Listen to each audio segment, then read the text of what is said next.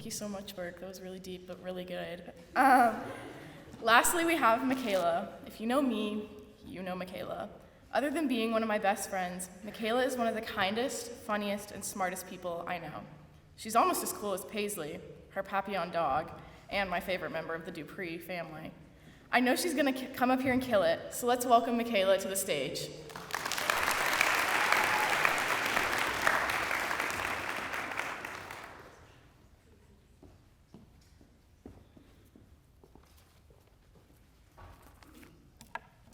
Before I came to school today, I prayed. Partially that I wouldn't mess up in my speech today or trip on my way up here, but the main focus of it was reflecting on the day ahead. Most of you may not know that my faith is one of the most important things in my life. I'm not trying to convert all of you to Christianity or to have a big group prayer, but instead I want to dissect just why faith is so important to me. Faith grounds me. I spent most of my time in high school pulled away from any form of religion or spirituality. I grew up in church my entire life, and as I got older, I find myself straying away from the very thing that had been ingrained into my head for the entirety of my childhood. Since freshman year, I've had an on-again, off-again relationship with religion. Coincidentally, these off-again moments have been more challenging times for me as I struggle with depression and anxiety. Now, for clarification, I don't think me not momentarily believing in God caused me to be depressed and anxious. Rather, me not believing in anything at all caused me to not feel my greatest. This brings me to my point of grounding. Believing in something will ground you. It will give you a foundation to build joy and consistency upon. I had this realization one night during the summer going into my senior year that I was missing something to ground me. I felt like I was floating in limbo, watching life pass me by.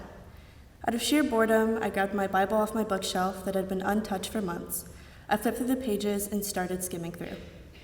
I ended up stumbling upon a verse that fundamentally altered the course of my life, Hebrews 6:19. It reads, "We have this as a sure and steadfast anchor of the soul, a hope that enters into the inner place behind the curtain where Jesus has gone as a forerunner in our behalf. God is the anchor of my soul, grounding me and securing me, but so are my parents, my friends, and lacrosse. I believe in all of these things. All of these anchors ground me. They're my roots. They prevent me from entering my off-again moments where I feel detached from joy. And the beautiful thing about finding anchors that ground you is that there are infinite possibilities. Baylor has provided me with an endless supply of resources to ground me, a never-ending well of anchors. Teachers that I've looked up to, sisterhood and the lacrosse team, comfort and love with my friends. All of these anchors in my life are possible because of Baylor. When I spent some time reflecting on this, however, I started to get scared. I was worried that next year, when I no longer start each day at 8:40 and walk throughout campus and instead enter a whole new world, I would lose my anchors and sense of grounding. I was worried that the joy and consistency I worked hard on will cease to exist as I no longer will be at the very foundation that I built them upon. To remedy this anxiety, I decided to do a short study, if you will, and begin asking others what grounds them, hoping that there was a possibility for anchors outside of our lives here at Baylor. I asked my mom what grounds her, and without even thinking, she said, "You and your father." A loving, though expected answer, I asked, "What else?" She said, "My job." For those of you who don't know, my mom is a therapist. When I asked her to elaborate, she explained that her roots and her foundation comes from her love for other people and the desire she has to help them.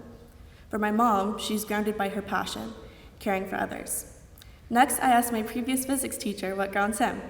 Mr. Phipps looked at me briefly and said, "My wife, she keeps me sane." I took note again. For Mr. Phipps, he is grounded by someone who truly understands him. Lastly, I asked my good friend Julia what grounds her. She responded, showering. Now this one caught me off guard, so I asked her to elaborate. She said, "You just get to restart. It just feels like a reset, like you're washing away whatever stressed you out that day." Now this answer made much more sense, and I found myself relating to it. For Julia, what grounds her is the ability to just reset and start fresh. I spent some time reflecting on these answers and realized the two common denominators through both of them. First, they are not just tied to one place, except for maybe showers. And second, that the root of each one is that they bring joy. This conclusion brought me immense comfort as I applied it to my own life. I will be able to find things that bring me joy anywhere I go. Therefore, I can find things that ground me anywhere I go. Seniors, we are about to leave the bubble of Baylor and enter new walks of life. And I'm sure that the adjustment will have us feeling like we're floating through limbo, detached from our old selves and venturing towards off-again moments. But that is not our reality.